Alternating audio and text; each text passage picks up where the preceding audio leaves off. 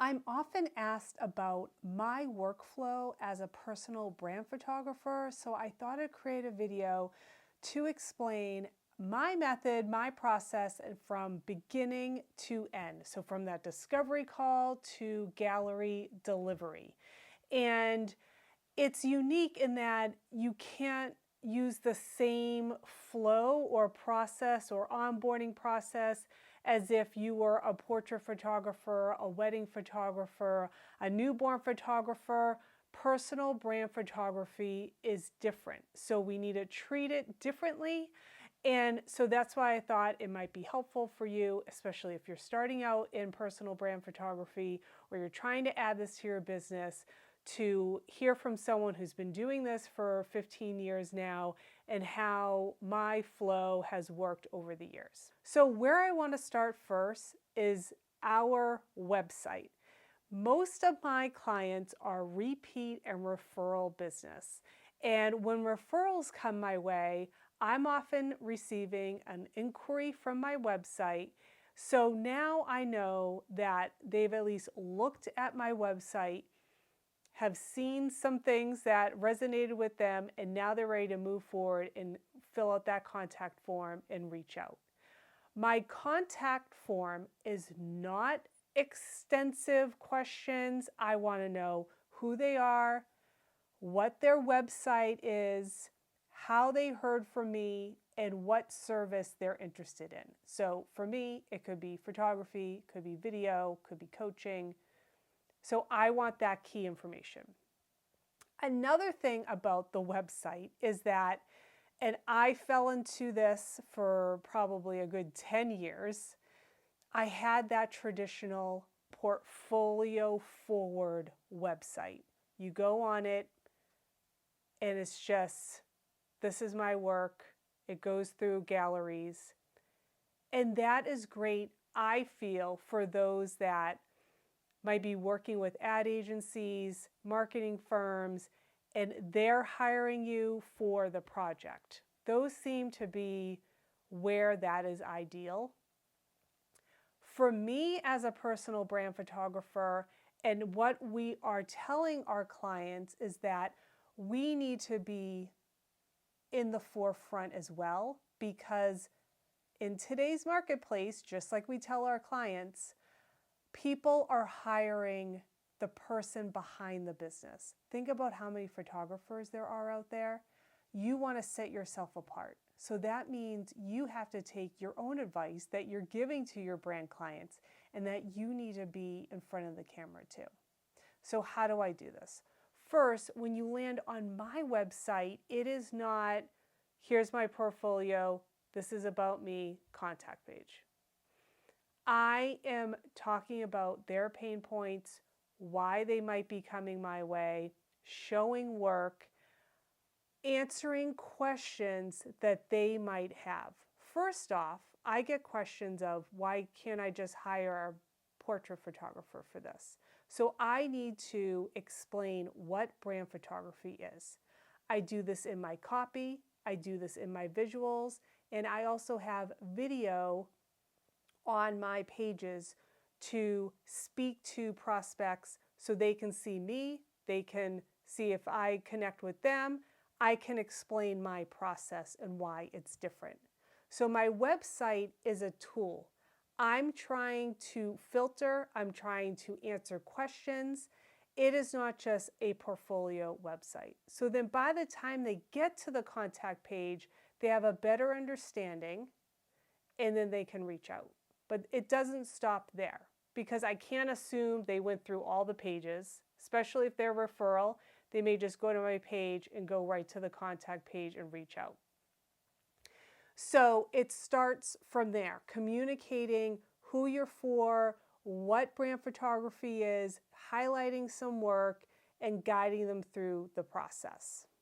Okay, so once they come my way through my inquiry process, I now have their website. If it's a new website that they're building out, they may not have a website to show me, but how they heard about me always gives some clues too, whether it's a referral, they can tell me a little bit more about their project if they want to. But that's just a starting point. But what do I do from there? My next step is I go to the website that they send me and I do a brief overview. What I'm doing is I'm figuring out, are they a product-based business? Are they a service-based business? Or are they a service-based with a product at the end? Meaning, maybe they're a furniture maker. So it's a service, they're providing custom furniture for someone. At the end, there's a product that they're delivering to the client. So it starts in service, but ends in product. So a lot of my creative business owners, which I love to work with, they fall into that category because they might be providing a service. Think of a calligrapher. She's providing a service for a bride for a wedding, doing all the, let's say, place cards and the envelopes. She's providing a service, but there's a product at the end that she's going to deliver. A candle maker. Those types of things fall into that category. So I want to identify which area of business that they're in. From there, I do a brief overview of their website. 100% of the time, they will always need an updated portrait headshot. That's always on the list. So I go and check it out and see what they've had before. Then I kind of see, okay, what's the process on their website? Where are the gaps? Most of the time, the gaps are all the lifestyle process images, because if a website is now moving beyond like canned photos or photos from their iPhone, they need to communicate, just like us as photographers, what their process is, what makes them unique, showing their work, showing the people making whatever they make or working with clients.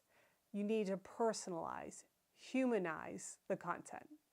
So that most of the time is missing. And whether you're on a website project or they have a new product line coming out and you need images for the new products, that process lifestyle imagery is always a great category, and you want a brand photographer for that type of session. Going back, brand photography is photography with a marketing approach. So they're coming to us because all the images have intention and purpose behind them. We're not just grabbing shots. We want shots that help them speak to their business messaging, build brand awareness, support their promotions. So there's purpose behind the shots and they know how to use them at the end. So now that I've done this brief overview, I understand their business a little bit more. And now through my client management system, and if you don't have one yet, it's okay. It took me a very long time to finally have a client management system. I will reach out to them with two things. One, I have like a nice online document that they can link to. Click on a button and it will link to kind of mimic kind of what's on the website if they didn't go through it. Second is a link to schedule a discovery call. And through my client management system, I can set up a calendar where they can just click on a button, choose a date and time as I've built out in the back end, and we can set up a discovery call. So once the discovery call happens, here's a couple differences. I do not have a questionnaire. A lot of people love the questionnaire.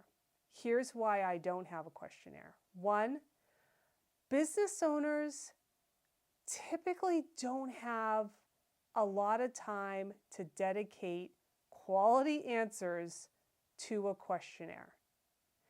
And when I'm on the phone with them, I have started the process of building that rapport with that client. I can ask questions that I need, and I'm going to get a better response when I have them on the phone and they're dedicated just to me for this project. That's why I don't do the questionnaire.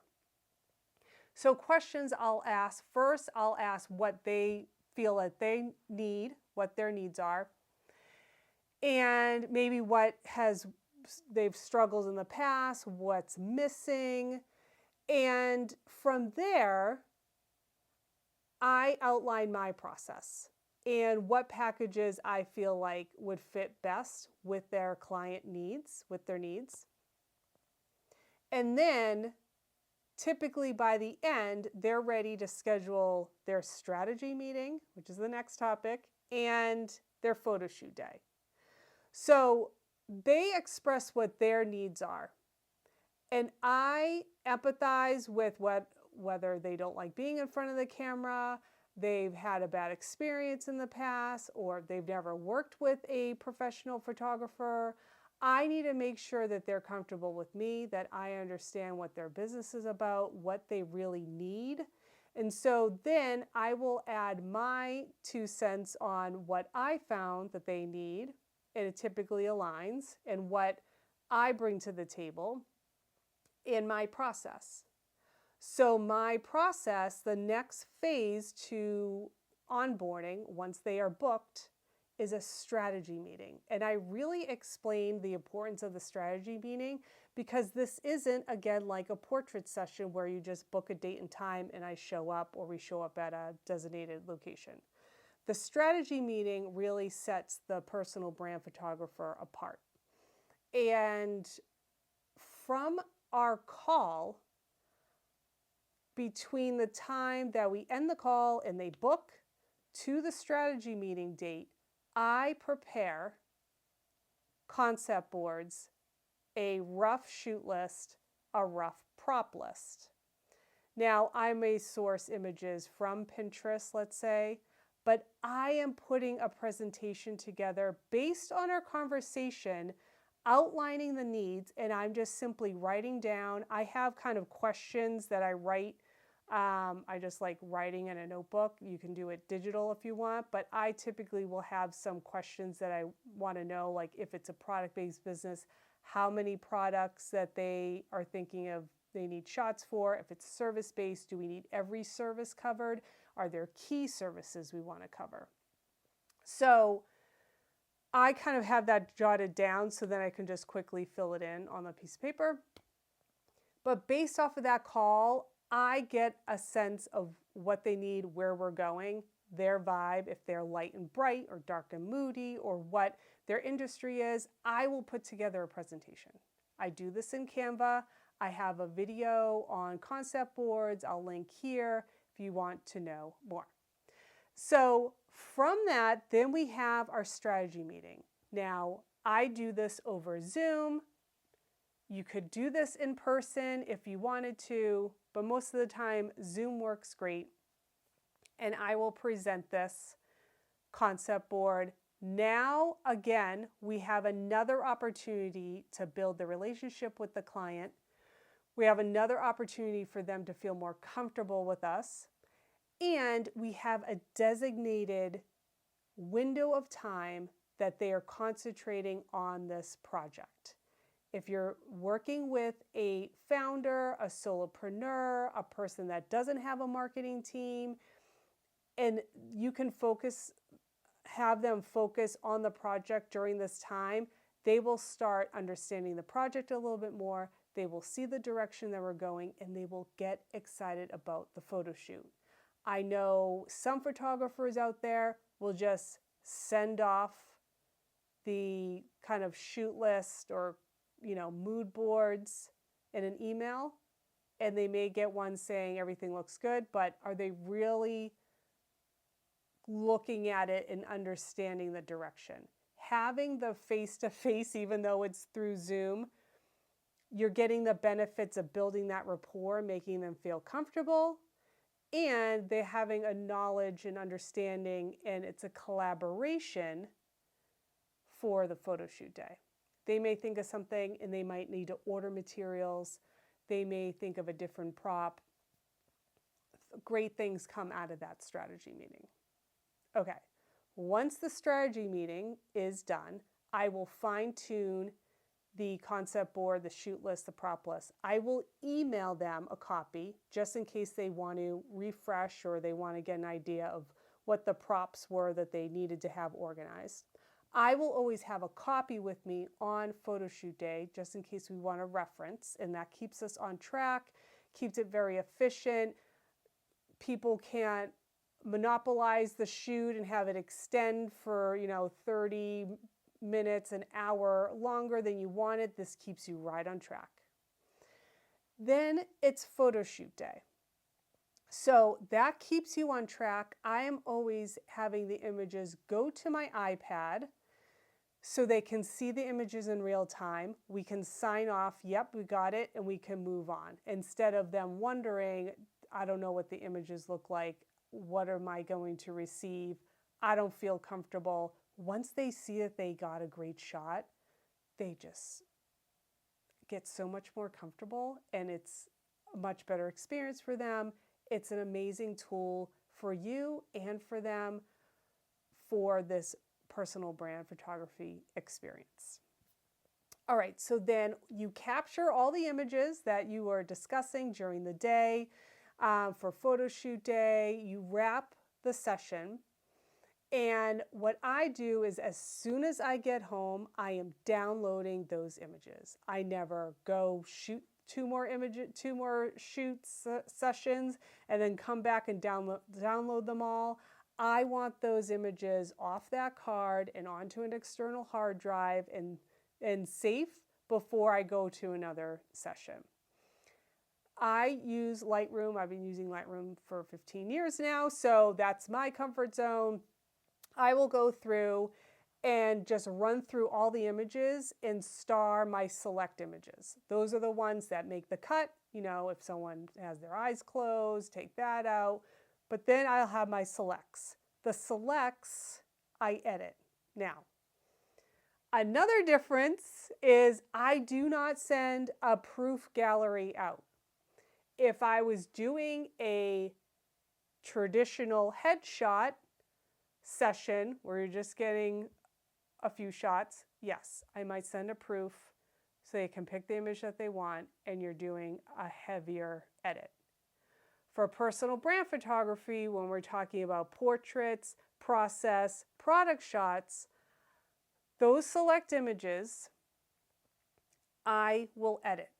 I'm very fast at editing because when I'm shooting, I'm composing the shot in the camera. So when I'm composing it, when I'm looking through the viewfinder, that's how I want it to be at the end. Now I may need to straighten an image, highlights, contrasts, shadows. I may tweak some of those, but it's only taking me like a minute an image, if that, for those lifestyle shots. The portrait, if I know there's a problem area or they've told me that they don't like something, I may dedicate a little bit more time. But honestly, it doesn't take that much time to run through them all. And here's why. When the images are ready, so let's say they do a package, they picked a package where they receive 30 images for their 2-hour session. They will receive their digital gallery. I can control how many digital downloads they can download. So let's say 30, but that gallery maybe has 80 images in it. So they download the 30 and they're ready to go and use them. There's no back and forth, oh, I wanted this one, but oh, I meant to choose this other one. Can we flip those? And now you're editing and there's all this back and forth. That's eliminated. When they receive the gallery, the images are ready to go.